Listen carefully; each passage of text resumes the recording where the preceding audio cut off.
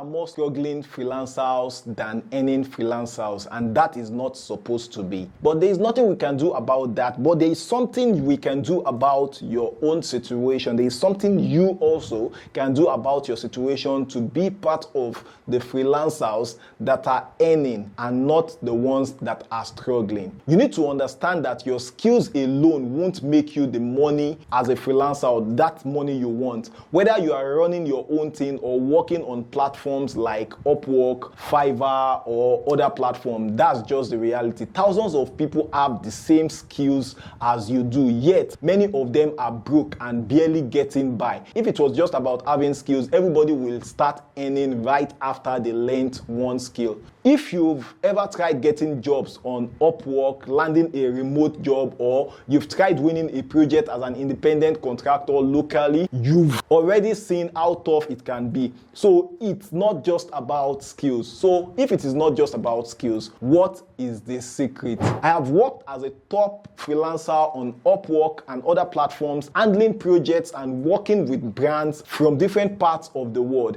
And here is what I have learned. Yes, your technical skills like coding, design, writing, cloud computing are what you bring to the market, are the things you are selling, but they are not even half as important as another skills. And that skill I'm talking about here is communication. Yes, communication sounds very vague and very generic and very cliche, but let me break it down for you and look at how communication makes or breaks your freelance career. Number one, the job application stage. You know, communication starts at this stage when you're applying for a job, and it is not just about talking or writing. It's also about listening and reading. When you are applying for a job, your first task is to understand what the client needs. Sometimes they say it directly. Other times you need to read between the lines to understand what the client needs, or rely on your experience to figure out what they might not even realize that they need. So this is how you pick the right project, ones where you can deliver something excellent. You know, once you've found the right fit, your job is to explain in clear terms that you understand the project and have the skills and experience to get it done. That is your task of getting the job. This is where a lot of freelancers stumble, especially those who are more technical and creative but can't communicate well. So writing a solid proposal isn't always easy for them, and it takes practice. But on Upwork, for example, that's what sets you apart. After the proposal, it is time for you to meet with the client, whether meetings, interviews, call. That is definitely the next thing.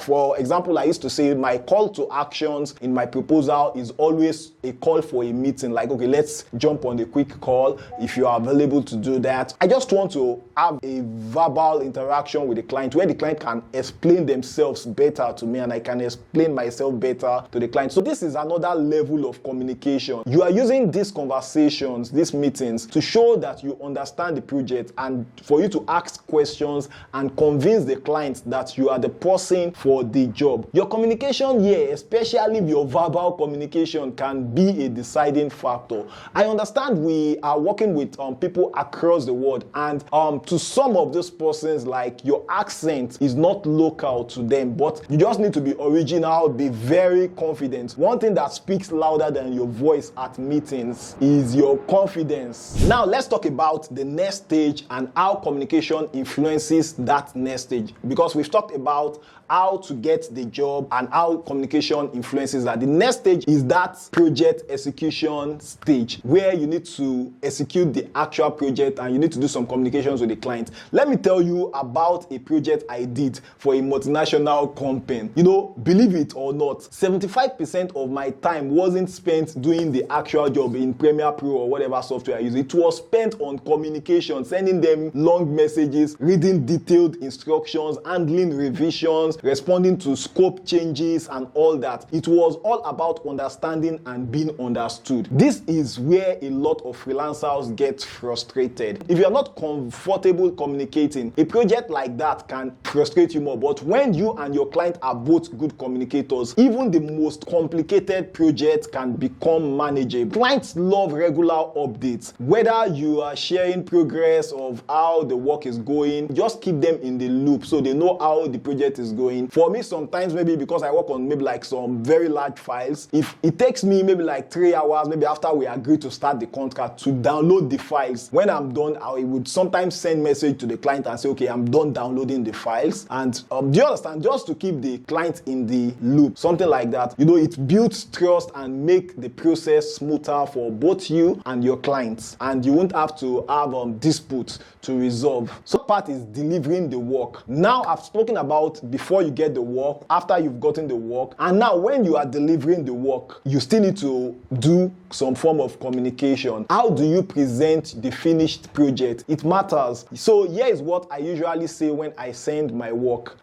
Then I put the name of the client. Thank you for your patience while I worked on this. Here is the link to the completed files. I insert a link to maybe my Google Drive or something. I have double checked everything to make sure that it meets your expectation, and if there is anything you would like me to adjust, please just let me know. I'm happy to help you with any question you have. I'm looking forward to hearing your feedback. That's straightforward, clear, and it leaves the door open for revisions if needed. If a client asks for changes, make sure that they feel heard. Many freelancers don't want to do revision. Ask questions if anything is unclear and stay professional. You know, even if their feedback isn't what you were hoping for, you need to be professional and make them feel that, oh, you hear them and you execute the revision. Then sometimes the revision or change they require, maybe like it's a different scope. It still boils down to communication. You might need to communicate to the client that, okay, for me to make this degree of revision you are asking now, which varies from the initial scope of the project, we might need to have a certain extra cost added or something like that. Okay, so after the contract is done, now I'm no longer talking about the project delivery stage. Now after you are done with the contract, the clients have said, oh, the work is okay or whatever. You know, when the client has approved your work and the client has released payment to you, most of them will just move on. That is the natural stuff they do. But here is your chance to keep the connection alive. You can ask if they have any other project in mind or if they know someone else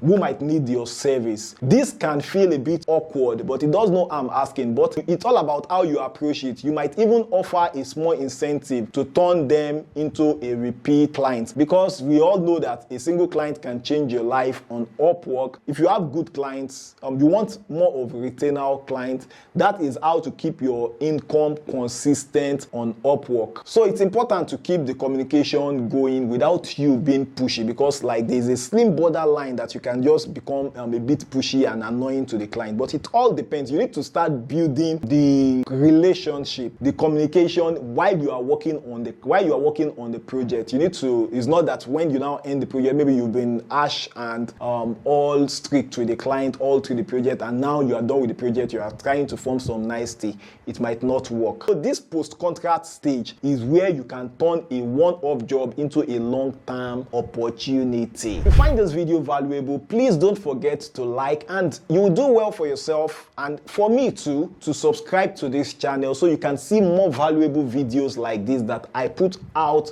from time to time, and I give value back to back to back to back to back. If you agree with me that I always give value, you can comment back to back in the comment section. I would really appreciate that. And if you would like me to coach you personally, I encourage that you ask all your questions in the comment section on YouTube. I always answer all questions on YouTube, but I see a lot of people maybe try to call me or message me. I pick the ones I can, but most times I have other things I'm doing. I just finished an app testing right about now, and I'm supposed to jump on a client's work now. Then I would go and pick my daughter. So like I have a lot of things running on my mind part time, and the slightest free chance I have, I want to shoot videos because it's something I do for passion. And luckily for me, recently it's beginning to pay me some money. Like, okay, so I can say I do it for passion, the passion that brings money.